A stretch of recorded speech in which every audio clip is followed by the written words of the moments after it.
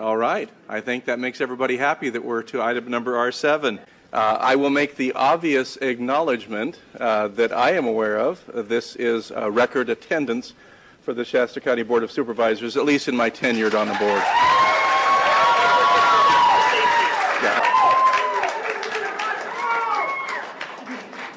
So let me go ahead and outline a process for item number R7 so we can all be on the same page and understand what it is that we are doing this morning. R7 is a discussion to receive input and discuss matters regarding geoengineering chemtrails, consider providing direction to staff, and consider taking other appropriate action as necessary. In a few moments, I'm going to go ahead and turn this over to Supervisor Giacomini to introduce her guest speaker today. What we have is we have a presentation that has been arranged in advance through Supervisor Giacomini, who placed this item on today's agenda. In addition to that, there are a number of speakers that had been arranged through Supervisor Giacomini to also join with that first presentation in order so that they might be grouped and clustered together. We're going to honor that request and take them as you had asked for in advance and agreed to, Supervisor Giacomini. After that, there are a lot of requests. In fact, a lot. It's a lot, as I'm sure that you recognize. We're going to take those in the order received today, okay? I'll proceed as quickly as I can now.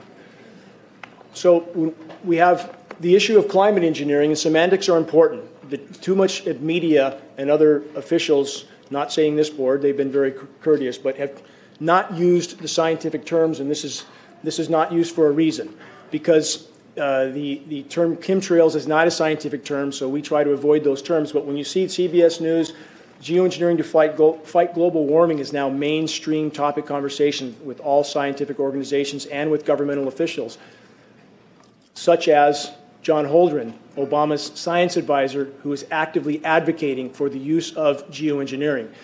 And again, these are aspects that media does not cover because this would legitimize this issue. This would bring credibility to it. So we do have, again, science data it's too extensive to document here, but when we have current administration officials advocating for these programs and the immediate need to implement these programs, this subject should not be marginalized as it typically is by media. When we have, this is from MIT, this diagram is from MIT, where you clearly see an aircraft spraying particulates out the back. Now, again, this is mainstream scientific discussion. We have every major science institution talking about these issues right now, that these programs must be implemented. And so again, what we ask is that this issue be given attention. And our point here today, irregardless of where the contamination is coming from over Shasta County and the rest of the globe, we ask that the science be looked at and that the legitimacy of this issue be acknowledged with the science terms, that this is brought to public attention and brought into a public dialogue. This is, again, only the tip of the iceberg for what's available for documentation. This is a 40-page congressional research document, Geoengineering Governance and Technology. There's a number of documents like this. We have, even going back to the 60s, for example, we have 80-page presidential documents outlining the scope and scale of these programs even back that far. We see skies like this. Certainly, we have a lot of people telling us this is normal commercial traffic, that this is normal, and that this is just random flights flying wherever they fly, and that this stuff sticks in the air. But if this is random, that's not so random. Do we think that commercial aircraft fly in grid patterns? Again, the data is absolutely there, but we have major agencies telling us that this isn't so. In fact, there's a NASA document that says chemtrails aren't real. But again, they use a term that's not scientific on purpose. And at the same time, we have patents from NASA for geoengineering. So there's been a tremendous effort to try to marginalize an issue that's tremendously impactful for all of us, equally impactful. And I certainly don't see the board as adversarial to us. I mean, I'm very grateful that we've been allowed to speak here and bring this issue up to light. And for our point, I think acknowledgement and disclosure is due for, in this case, for local agencies, the contamination issue. Because I've spoken in front of California Air Resources Board. I've spoken in front of the California Energy Commission. And it seems that all these agencies are unwilling to look at this issue. And at this point, there are certain factors that can't be denied. And contamination is one of those factors. So we have NOAA, the National Oceanic and Atmospheric Administration, admitting on the record that the atmosphere is now full of particulates and they don't know where they're coming from. So this is quite astounding when you have the agency that's supposed to study this issue that's literally unable to identify the source. When I spoke in front of the California Energy Commission in Sacramento, they acknowledged the state was losing 20 to 40% of its rainfall from, quote, particulates of unknown origin. But that investigation was never followed through. There's an investigation going right now with state water quality. I spoke to that representative. Their fishing game has acknowledged that there's aluminum running down the waterways. I spoke to the representative with California State Water Quality, who made it clear that they were not going to test the rainfall for this contamination. But isn't that where runoff comes from? So again, we have an unwillingness to look at the obvious sources. This is a satellite image. It's a little foggy, but if you look closely in the bottom left quadrant, you can see aircraft trails blanket spraying the Pacific. This is visible on satellite imagery every single day. These silvery white skies we see are particulates blowing in from the coastal regions, and we have patents stating the dire need to enhance the marine layer to try to deflect some of the sun's incoming thermal energy. It's called solar radiation management. So when we have satellite imagery of this happening, and planes flying in loops and grids, and we have this material blowing in on us, it's coming from somewhere. And CARB, this is important. We know this metal's falling on us. I furnished you guys today with about 40 lab tests from the state-certified lab showing a very, very substantial amount of metal. And again, aluminum does not exist in the environment in free form. That's important to remember because a lot of agencies try to say it's a common element, we should expect it. This is not the case. It doesn't exist in free form. So it's coming from somewhere, and CARB has told us it is not coming from China. So we know it's a more local origin. Now, we have a UV issue. This is another matter of disclosure for the board. We have a known, verifiable, indisputable contamination issue, and we know the board can't stop this. Nobody here expects that. We know that's far beyond the scope of the board, but we do have a contamination issue that's a danger to the citizens.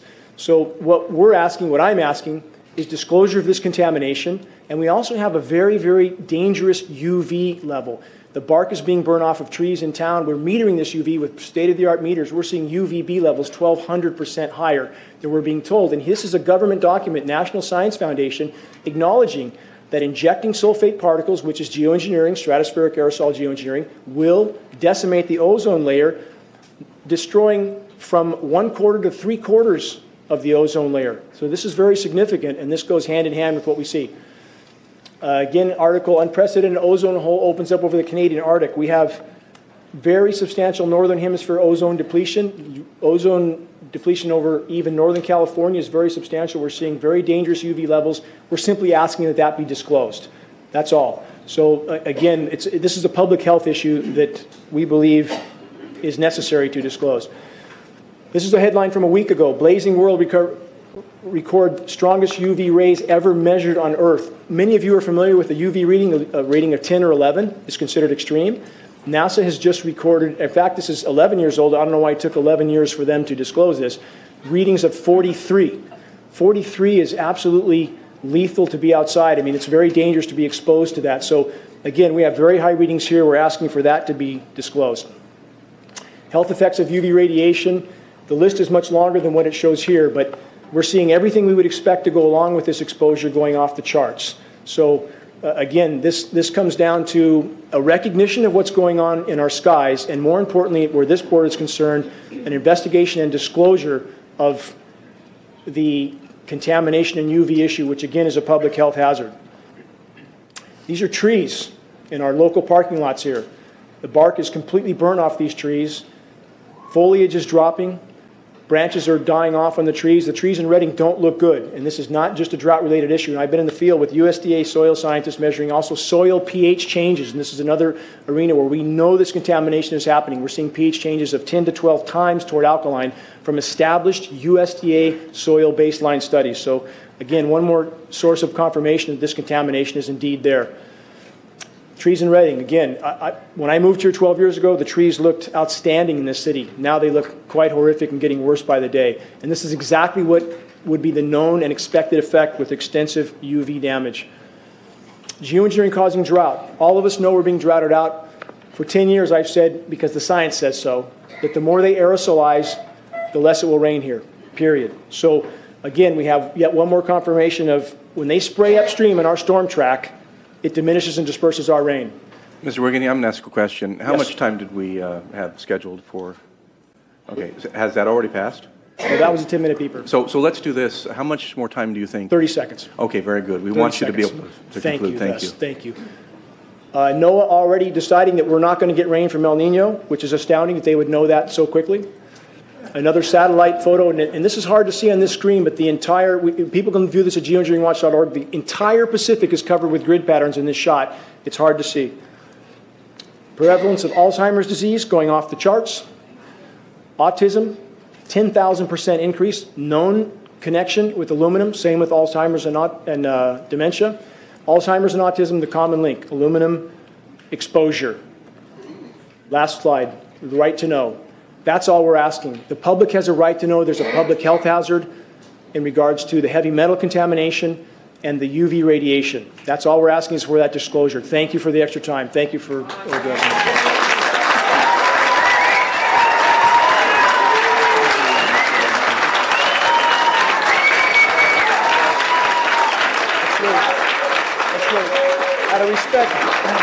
Out of respect to the supervisors, they're showing great courtesy that no other board has had the courage to do yet. So let's give them all the respect they deserve. Well, Mr.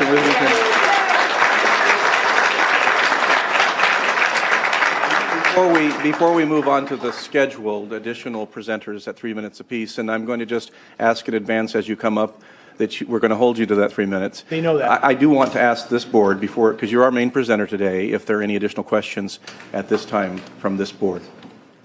Okay. So I have just two questions, and I'd like to ask you, and please excuse this. This is not meant in any other way, but out of complete respect.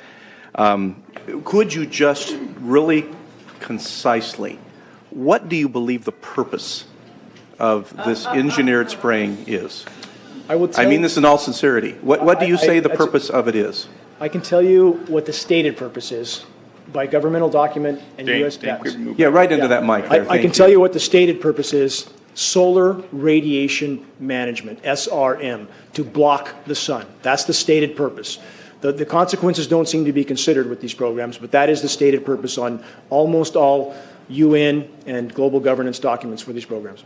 Okay, and obviously you presented a great deal of material to myself and to other board members over the years, and that is the conclusion drawn. I just wanted to draw that out today because I didn't hear that specific language, so I wanted to make sure we state that. But then on a personal level, I have another question, and I've asked many people, and no one's been able to answer this question for me, so I mean this in all sincerity. Why does the spraying create a drought in California and flooding in the Mideast, or the Midwest? Thank you for asking that question. Yes, thank you. I appreciate it. When you aerosolize the storm track, and the science backs up what I'm saying word for word, you diminish and disperse the rain. This is not seeding to create rain. This is seeding to create artificial cloud cover. And because there's too many condensation nuclei, it tends to disperse that moisture exactly as we've seen over California again and again. Back to my talk in front of the California Energy Commission, they recognized this fact. I spoke to their top scientists. When you have too many particles in the air, it diminishes rain. It does not augment it if those particles are too small. So it tends to migrate moisture from one place to another, creating drought and deluge. And this is very well documented from every major science institution, from MIT, Scientific American. These effects are known. So it's not a uniform effect. It tends to disrupt the hydrological cycle completely. So when you spray upstream in the storm track, it tends to migrate that moisture somewhere else where it comes down in a deluge. And that's exactly what we see. Mr. Wigington, thank you very much. Thank you, I appreciate that. Don't go away. Well, the next speaker is Rosalind Peterson, followed by Alan Buckman. Hello, my name is Iraja Sivadas. Rosalind Peterson of USDA was not able to make it today, and Dane Wington asked me if I could fill in for her. As I said, my name is Iraja Sivadas. Welcome. Thank you. I'm a disabled combat veteran. It's the longest I've stood up in a long time. I really appreciate that you are taking time to listen to us today. I am an instructor of mathematics at Shasta College and a member of Union for Concerned Scientists. And this will be very short. I have a very short talk. There's just two main points that I'd like to make. One is that aircraft making a condensation trail is very similar in many ways to when you go outside on a cold day and exhale. You create a condensation trail. That little cloud is a condensation trail. Now, if you take a 2-mile walk on a cold day and you can turn around and you can see your condensation trail tracking all the way back for 2 miles, that's the kind of idiocy, that's how crazy it is to think that what we're looking in the sky is actually condensation trails when they travel from horizon to horizon. The second point is there's a huge amount of aluminum being found because these sprays have aluminum, strontium, barium, manganese, and there's a lot of argument that aluminum is very common to be found, but aluminum is only common in a bonded form. It's not common in a free form, and we're finding high rates of free aluminum in the soil, which is not natural. So thank you again for listening to us. Appreciate it. Thank you, Mr. Sivadas. Alan Buckman, followed by Francis Mangles.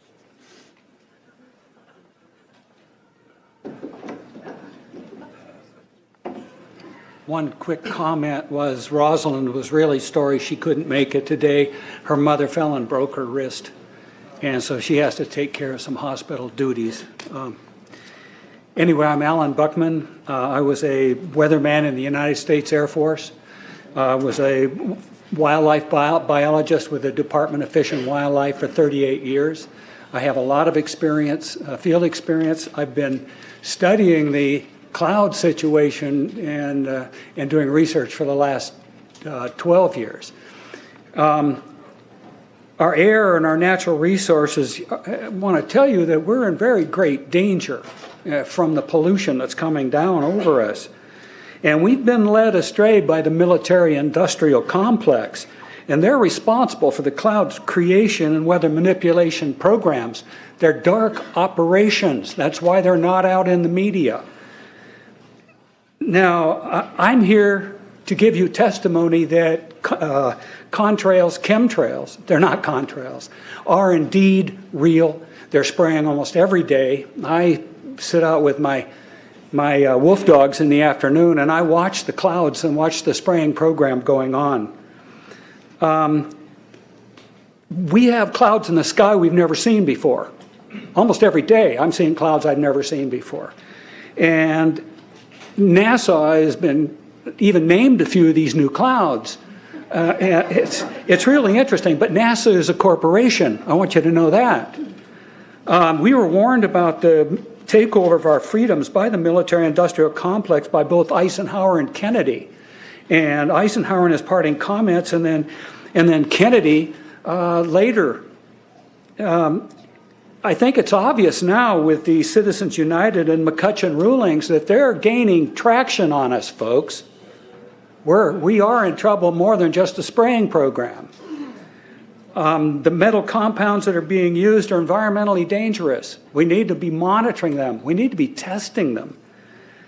And because our previous inquiries have gone nowhere, I really appreciate the opportunity to speak with you and hope that we can find some testing program by certified testing laboratories to actually measure these effects, and so we have a basis on which we can protest, you can protest, if your concerns match mine. And believe me, I'm seriously concerned with what I'm watching. As a wildlife biologist, I've been watching the ecosystem collapse. When you lose all your stream organisms, when you have aluminum overload in your streams, you're killing your microbial bacteria and you're disrupting the entire ecosystem. So it goes way beyond just a little bit of pollution. How did Monsanto No, to create aluminum-resistant plants. I don't think I've heard anybody ask that question. Okay? So what I'd like to suggest to you... So that would be your notice to draw to a conclusion, please. Yes, sir, I was just going to do that. I would like to ask you to put a little bit of funding towards some real testing programs of snow and rain and vegetation. Now, I've tested lichens and found very high levels in the lichens, and they get all of their nutrients from the air and the rain. So it's a good guideline, and I think you would find out a lot of things to help support this. Francis Mangalis, followed by Jeff Nelson. Welcome. Greetings, gentlemen. Thank you for the opportunity. I'm a retired scientist, bachelor's cum laude in forestry, master's in zoology, 35 years, USDA scientist, Soil Conservation Service, U.S. Forest Service, civil service equivalents in range, wildlife, fisheries, geology, agriculture, soils, ornithology, entomology, botany, mycology, hydrology. Am I qualified to speak? Just letting you know it. Okay, these previous guys, I've watched exactly what they do, and yes, they are correct. I've seen exactly the same stuff, so ditto marks on those. Insects. I've done studies in Siskiyou County. They're at 20% of normal. The aquatic insects basically made a nosedive in 2006 to about 20% of normal. So far this year, I've sampled 200 trout stomachs. 98% of them are empty. So sorry about the trout fishing, fellows. The mayflies, stoneflies, dipterus, and caddisflies are damn near gone, except in the areas where there's springs. I'm going to remind you to address the Board of Supervisors, please. The terrestrial sampling is down to about 20% of normal, except for pest species like ants. We're seeing a loss of the major bird species, and as the gentleman said, the ecosystem is unraveling, and Audubon's been telling you that for years. You want some figures? Okay, latest water test. Tested the rain. 13,100 micrograms per liter of aluminum in the rain in 2013. Normally, it should be 0. So 13,100 is pretty damn much, folks. It used to be 0, then it was 100s in the 2000s, and then since 2010, it's into the 1,000s and the latest 13,100. In the snow on Mount Shasta, pristine Mount Shasta, 61,000 feet. No, excuse me, 8,000 foot level, 61,000 micrograms per liter. 4 times the amount that is found in the soil up there. Where in the hell is this stuff coming from if it's not coming from the soil? Now, normal, again, it's, these tests are international in scope. We're seeing this all over the world, guys. Okay, pH of acid soils is 20 times more alkaline. The aluminum in the soil has doubled in the last 10 years. The rain normal was 5.6. It's 20 times more alkaline. Aluminum blocks essential nutrients. I am unable in my garden to restore normal pH, and that's because nanoparticles are now in the circulatory systems of both plants and humans. So welcome, fellow guinea pigs.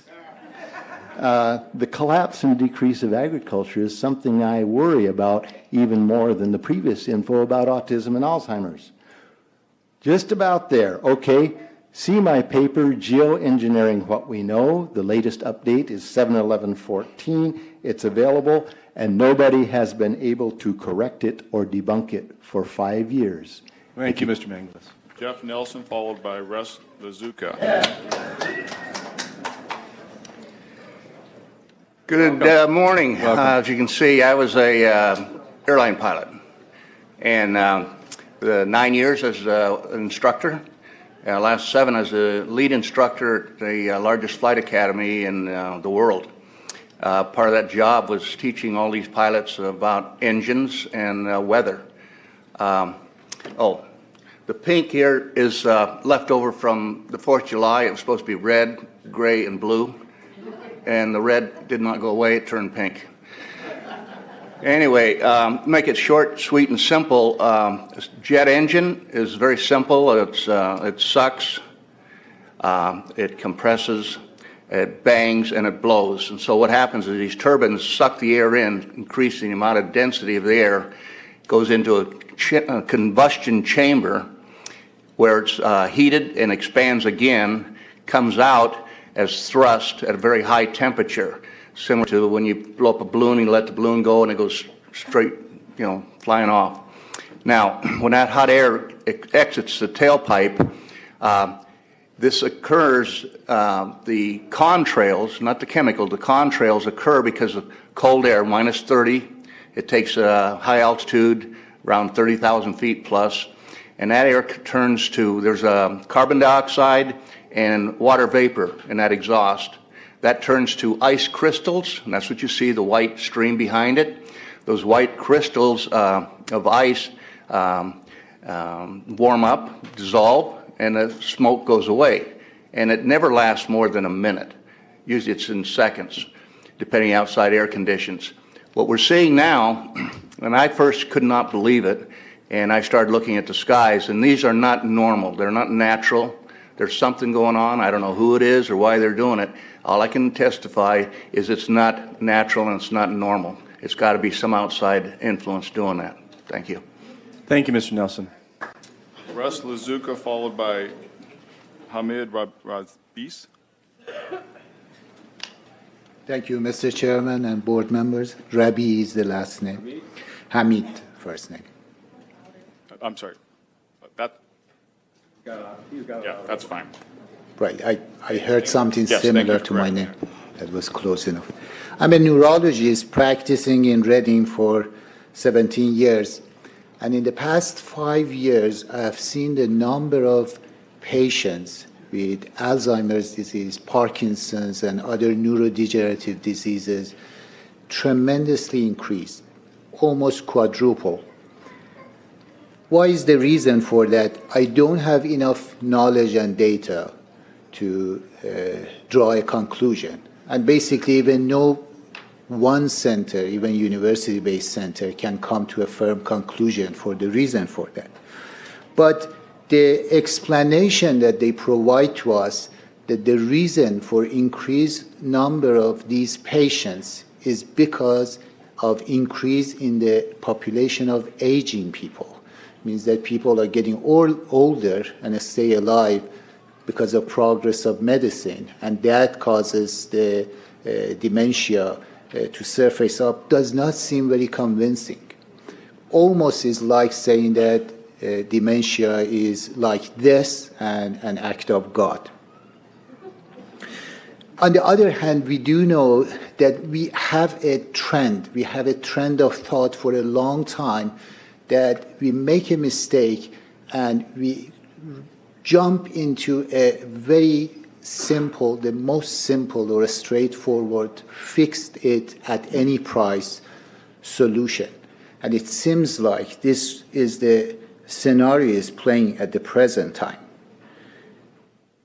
There are many activities that are reported. We hear bits and pieces, but we don't really have the whole result from it. And we do need to put the burden of proof on those who have the authority and have access to the data or the activities that are happening all over.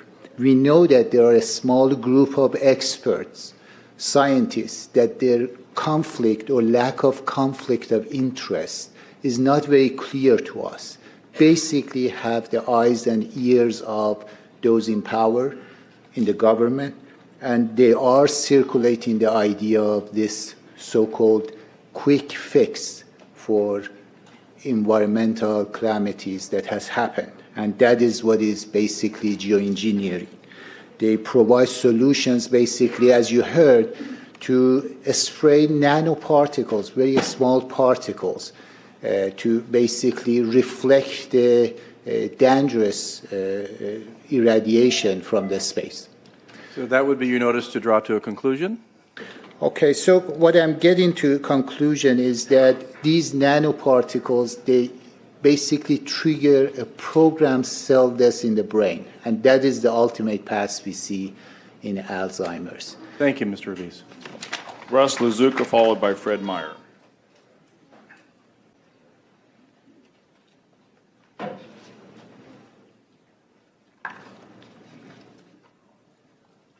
Thank you, Board, for hearing me today.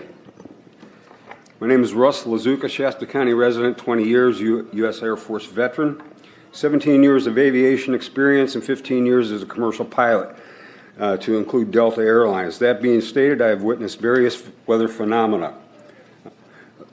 Additional education pertinent to this issue: I'm a certified arborist, was contracted to PG&E, and later as a supervisor with Aspen Tree Service. My primary job was to advise clients of hazard tree situations, meaning dying trees and removal of same. Humans in many ways react to outside environmental elements very similar as do plants. One example is absorption, and they are today in declining nature of respiratory failure. Lack of water and absorption of toxic chemicals are the main killers, along with very high UV. Commercial aircraft are assigned a code, a radar identification called a squawk. They are assigned altitudes and airways like highways in the sky.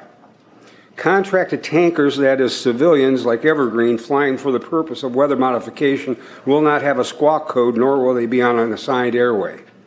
They will also be on military radio channels. Commercial air traffic control will not be able to inform commercial pilots of approximate aircraft. Therefore, you look up and you see all these grid and crisscross patterns of aerosol in the sky, and there are no passengers on board. Those trails, if they are true condensation trails, will completely dissipate within 15 seconds. A statement issued by the United States Air Force that contrails become visible roughly about a wingspan behind an aircraft. A Boeing 757 has a wingspan of about 125 feet. That means behind the engines of that aircraft, you will see a chemtrail of 125 feet that will quickly dissipate. Evergreen Aviation emits the weather modification spraying. I got a patent number here. They call them chem bombs. Got a beautiful picture that you can go online and find. Tons of aerosol can be released in a line up to 250 miles or in huge clusters. That's when you see the interruptions in the sky of batches of artificial cirrus clouds. However, behind an aerosol spraying aircraft, they stream, persist, and according to the winds aloft, will dissipate only after hours of lingering because the chemicals are falling out of the sky onto the planet. I will close with this. No one has to have prescience to become informed. It's there. Look up, look around. There are no contiguous states, nor Alaska or Hawaii, nor the future state of Jefferson or any other continent who is impervious to the aerosol chemicals and contaminant particulates purposely sprayed in our stratosphere. Thank you. Thank you, Mr. Lazuka. Fred Meyer, followed by Mark McCandish. Hi, I'm not Fred Myers, but I'm stepping in for him. I'm Dr. Frank Lavolsi. I've been in the community since 1980. It's good to see you, Dr. Lavolsi. Good to see you, too. Thank you for holding this meeting. I became interested in chemtrails about 8 years ago when I was in Hawaii, and the Hawaiians are really being very vocal about it. Every place I've gone in the world now, and most recently Quebec and Prince Edward Island, Nova Scotia, Maine, and Massachusetts, they're all over the place. I'm also a pilot, and I've flown into Travis Air Force Base on several occasions. There's a whole area designated to replenishing these planes that fly and drop this chemical on us. It's totally guarded. The people that are loading these planes with the chemicals are dressed in complete hazmat outfits. So if this is not harmful, why are they in a complete hazmat outfit? For those of you who don't know what a hazmat outfit, it looks like a spacesuit. So they're wearing this and we're not. As a doctor, I can tell you there's been about a 25% increase in lung problems in this area and in most areas that they're spraying. Secondly, I concur about the increase in number of Alzheimer's. They have since been able to take the aluminum and micronize it, which means it'll stay up longer. But it also means, and I don't know if any of you have noticed a metallic taste in your mouth when they're spraying. But you inhale that, it goes up through your cribriform plate and through your sinuses and into the brain. If you remember 8 to 10 years ago, there was this big move to get rid of aluminum from underarm deodorant because it would cause Alzheimer's. Look what they're doing to us now. Any agency I've called, I've been stonewalled. Oh, this is being put on by the UN. Now, since when does the UN have airspace activity over the United States of America, or also over any other country, for that matter? And if that's the case, who's paying for it? And I bet you the taxpayer is paying for it. So all I can say is it's about time we get up in arms about this, because it is affecting our health. I look around and I see people are starting to look up and see this. Many times I've spoken about chemtrails, and I get this blank look on my face. What are you talking about? I'm saying, look up. As a pilot, before I fly, I look up. And so, boy, they're really out there working. I really thank you for this opportunity to speak, but it's high time that we as citizens of this great country take action. Thank you, Dr. Lavosi. Mark McCandish, followed by Arundel Spindaleas. Thank you very much for this opportunity. I came here mostly as a person who's worked in the military-industrial complex, worked on F-106s in the Air Force, had a secret clearance, worked as a consultant to a variety of the top aerospace companies as a conceptual artist and a designer. I've had a secret clearance for a number of years, and I've worked on systems that are still classified today, 20 years later. I want to give you a little bit of history on the background behind nanoparticles, has been described before. A nanometer is 1/1,000,000th of a meter. It's very small. In fact, if you have particles, say, that are 40 or 50 nanometers across, you can take and line 50 of them up next to a single red blood cell. These things are extremely tiny. They're pervasive. The manufacturing processes, there's probably 5 or 6 different ones that I know of. There's probably others. But the explosion of nanotechnology has grown since the late 1980s, early 1990s. It is now growing exponentially. If you've ever seen or heard of a grain silo explosion, where particles of grain grind against one another, produce a dust, and then one spark will set it all off in an explosion. This is kind of exemplary of what nanoparticles represents in terms of the impact that they have on the environment, because you can spread so many small little particles through the environment, it dramatically increases the surface area that's in that environment, because there's so many of them. When you look up at the sun and you see a white haze, that is aluminum floating in the air right now, and it's coming from the aircraft. Now, as it happens, the Air Force conducted a study starting in 1993. It was called In Vitro Toxicity of Aluminum Nanoparticles in Rat Alveolar Macrophages. That's a real fancy way of saying testing the effect of aluminum nanoparticles on the white blood cells in the little air sacs in your lung, the alveoli. And what they found in this 8-year study was that these particles, when you're exposed to them long enough, it suppresses the ability of your white blood cells to defend you from airborne infections coming into your lungs. So it suppresses your immune system. But they also found that these same particles, once they get into your system, they can actually go through the barrier in each one of the cells. They get inside the cells, and these particles can actually suppress the ability of mitochondria, which are in the cells that help to gobble up toxins and things that would be harmful to the nucleus and the reproduction process of the cells in your body. These processes are suppressed, and so essentially by breathing this material in, your immune system is dramatically suppressed. Now, in addition to this, the materials that are going into the environment right now, aluminum oxide nanoparticles and barium nanoparticles, these just happen to be the same materials that they use in nanothermate explosives. And so when this stuff settles down out of the air into the environment, it is small enough to be absorbed through the root structure of the trees in the forest. And so when there's a forest fire, and there will be a forest fire, those fires burn dramatically hotter. The example out here near Ono is just one example. Oh, wow, that was fast. It goes by fast, doesn't Yes. it? So anyway, the we'll point draw that is to a conclusion. the point is that the cost of firefighting, the cost in the healthcare system have nearly doubled in the last 10 years. The amount of acreage is lost because of fires. The impact on human health is dramatic, and it's well documented. So, in fact, in closing, I want to say that NASA has also conducted a research program in what they call metallized fuels. We're actually putting aluminum oxide right in the fuel because it has 2 atoms of aluminum and 3 atoms of oxygen. So during the combustion process, it releases all that oxygen and dramatically increases efficiency, but it leaves the aluminum in the air. Thank you, Mr. McCandish. You're welcome.